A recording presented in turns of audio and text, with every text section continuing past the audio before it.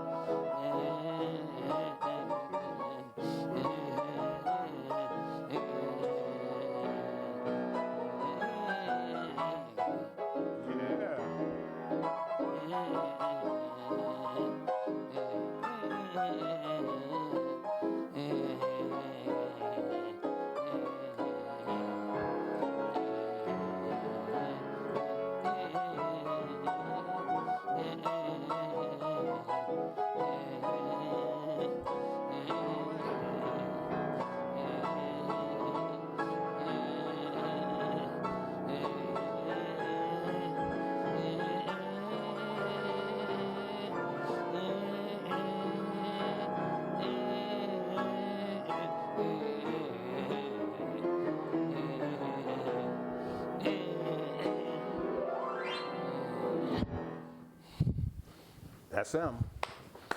That's him. Yeah.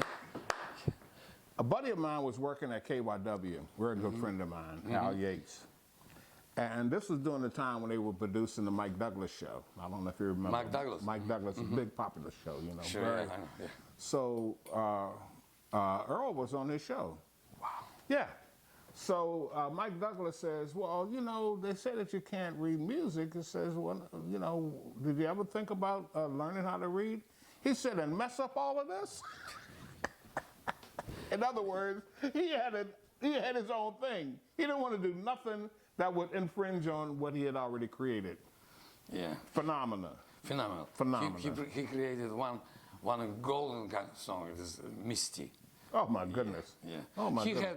had, they say, he had lesson from his. How many times? 2 weeks, 2 weeks or 3 weeks, and he said, "No, I don't want to study." With his teacher, she was very upset. They say it was lady. It was How many woman. times have they done that song? So, Misty. Misty? Oh my goodness. I don't know, million times. I don't, Did you ever hear thousands. Richard Groove Holmes' version of it? No. Organist? No. Oh man, it's been done so many times.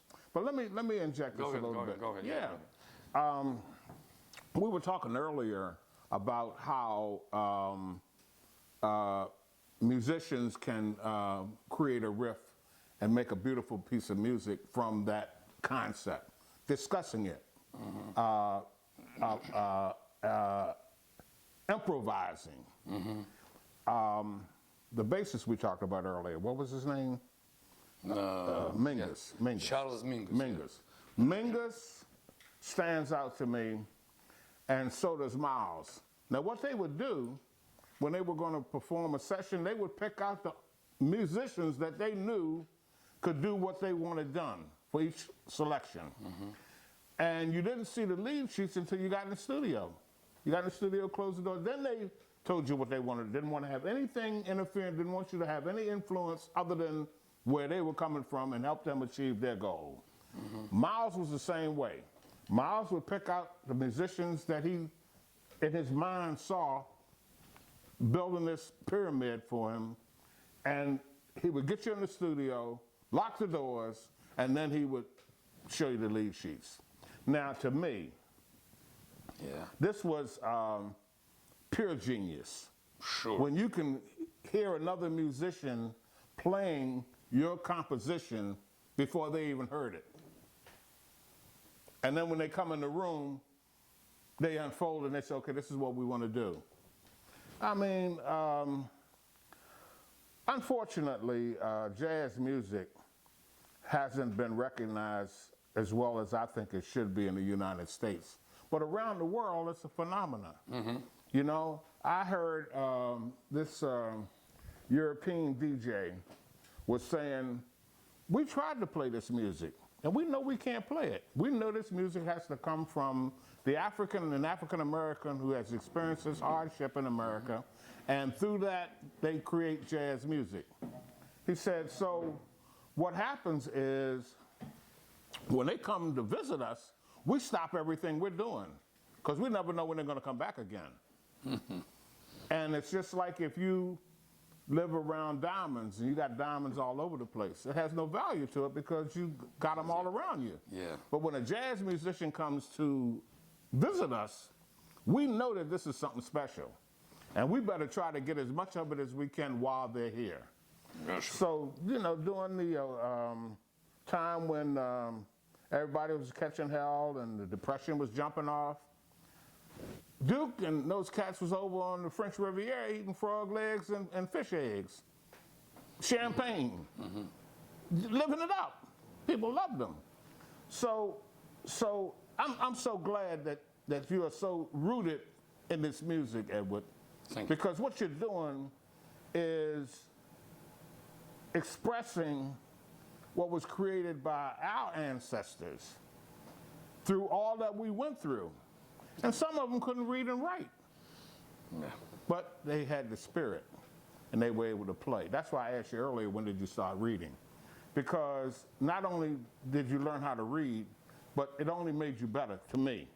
Because you still express yourself, you still swing, you still got rhythm, you still improvise. You can go into your mind and pull out a volume and play it. And I Yes. think that's great. Thank 'Cause you. some cats, man, when I go to the live shows, every time they play a tune, they got to go through the book. They got to get there. Yeah. You play the tune every night. Why do you have to get your... Yeah, no, thank God I got my mind. You know, I have, you know, I know it by memory. Oh, yeah. And not only that, but you put your improvisation along with the basic of the music. Thank you. I think that's great, Edward. Great. I am Thank so you. glad that you gave Thank me you. this interview. Thank you. That's my, I just wanted to tell you, just want to not forget, this is my company, this is my quartet, which I had during 10 years. This is also quartet. Well, what I 10 want to years. do, let's Yes, okay, so let's wrap up this interview, and then we're going to do an interview with just your pictures. photos, Yes. okay? Okay, Just yes, your sure. history, and then we'll yes, be, I have, yes. and then we'll shut it down, okay? Yes, I have, yes. We got more than enough. Yes, sure. Okay, so, great. So let's okay, just kind maestro. of wrap up. Yeah, sure. And Yes. how we doing, cameraman? We got Howard Gilliam from Howard Gilliam Production putting his savoir-faire, putting his Great. magic. So this is a magical room right now. There's no place else on planet Earth but this place right here. Oh, thank this you. is it. This is where the energy is. This is the center of the pyramid. Thank you very Right here. much for sweet word. Yeah. Thank you, Howard. Thank you. That's my man. Okay, so now, I would say musicians, but I would say pianists because that seems to be your choice of instrument. Yeah. But just tell me, so that we can pay homage to these greats, whether they're here or not. Coming from you, I want to know your thoughts when we talk about great improvisational musicians. Just, you know, I'm not going to interrupt you. I just want you to tell me some of the guys. If we start talking about greats, what will be some of the names you throw out there? Maybe it will be unusual. Yes, I don't know. For me, one of my idols about improvisation and feeling about excellent feeling of melody and harmony and jazz feeling and everything in the very highest taste. It is Oscar Peterson. Oh my for me. goodness. Yes, Oscar Peterson. A lot of interesting pianists. For now, I found a good two names, maybe three. You know, David Hesenthal, and of course Keith Jarrett. Keith Jarrett. We don't talk about him, you know, but he has his own face. He has his own face, and like guitar player. Who is very, very a good one. Wes? No. No, it's a lot of, I've met here very good. Django? Oh, Django, it was A long time ago it was, Yeah, yes, yeah, you know. yeah. But is that one? Martino, Is that one? Pat Martino. I've heard Pat it. Martino, okay, Yeah. okay. Somebody told me Pat Martino is biggest giant of guitar player. But we know a lot of, Mahavishnu, yeah, yes, John McLaughlin, Okay. yes, we know. Now a he lot of- composed a lot of Santana's music. Did you know that? Yeah. Yes. And Santana was saying, "Is that my music?"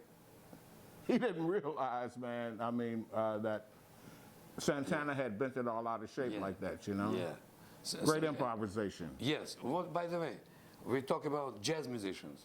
Talking What about any about, kind of any musician. Will you- that you if count him jazz musician? If you had a bunch of CDs and you had some time that you wanted to play some music for you, Mm-hmm. what CD would you put on the CD player? What would you listen to? That's what I want to know. Oh, that is Yeah. great question. That is great question. You're on a trip going from New York to Florida, What and you want CD to I play. will get Yeah, what are you going to play, man? You know. Wow, What's that's gonna set great. your You know, groove? I have a lot of interesting names. Why you were surprised when I said about Keith Jarrett? Love him. Yeah, he's Love him. He's unique. Yeah, he's Oh, my unique. goodness. Yeah, and can you imagine? They are different with Peterson. Peterson, for me, it is like a trunk of all jazz traditions, collected in one person who knows everything about traditional and classical jazz, real classical jazz. Chick Corea, modern jazz improvisation, and maybe I would get with myself for trip, probably Bill Evans. Okay. Okay. Bill Evans Okay. and Oscar Peterson. Okay. Even I don't want to Okay. to say about other, but I love all of them. But when you go to trip, and you learn something new every time from Peterson, from Chick Corea, from Bill Evans, every time. Something Pat different. Metheny, Pat Metheny. Yeah, Pat Metheny. Pat Metheny. Yes. Is it Pat Metheny? I got you. Pat I got Metheny, you. I yeah. got you. I got you. Yeah. And you know what interesting thing? It belongs to our theme in our discussion. When you talked about modern jazz and old jazz school, interesting thing. Several times I read about Pat Metheny. Yes, Martini. Yes, you said. Pat Metheny. Pat Martini. Feeney. Pat Martini. I told you it is my fifth It's okay, man. language. Listen, you're communicating with me, great. and you're communicating Great. with my audience. Great. You know what I can tell? Nobody said about what kind of jazz is Pat Martini.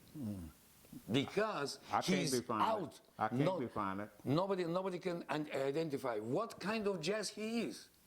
That is, for me, the most sweet thing about, to answer to your question, because he plays music. He knows blues, he knows everything, but Pat Metheny plays music of Pat Metheny.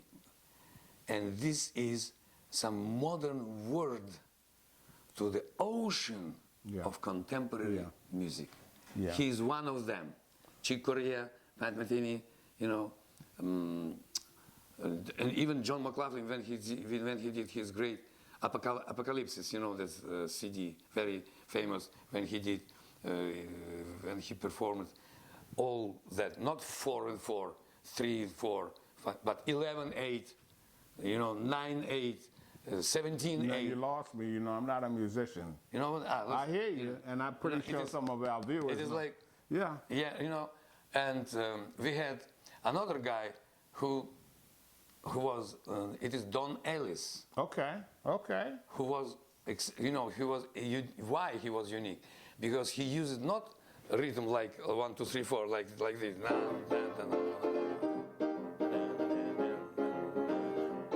He used this.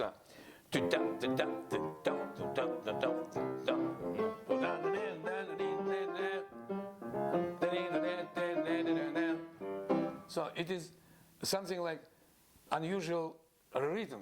I have in my book, I have my own, you have it in the CD. Okay. It is 7/4. It is not 4/4. You know, like 4/4. You know, it is marcha. It's 1, 2, 3, 4. 1, 2, 3, 4. If we talk about this,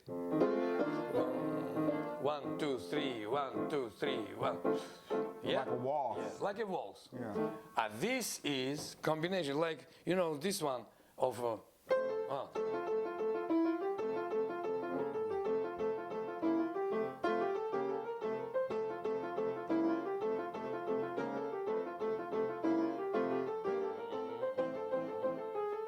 So they And it was repeated so many Turkey. times on different scales where it just made it almost unbelievable. Yeah. You hear it over and over again, but Yeah. different octaves. Yeah, and this is it is all this I told you. You know, I have in my book I finished it recently. A book is etudes for youth, for Americans youth. It is 9 etudes, jazz etudes, written by your friend Edward Callender. It's mine. That's right. Okay, so first starts, it's like history of jazz. First goes this way.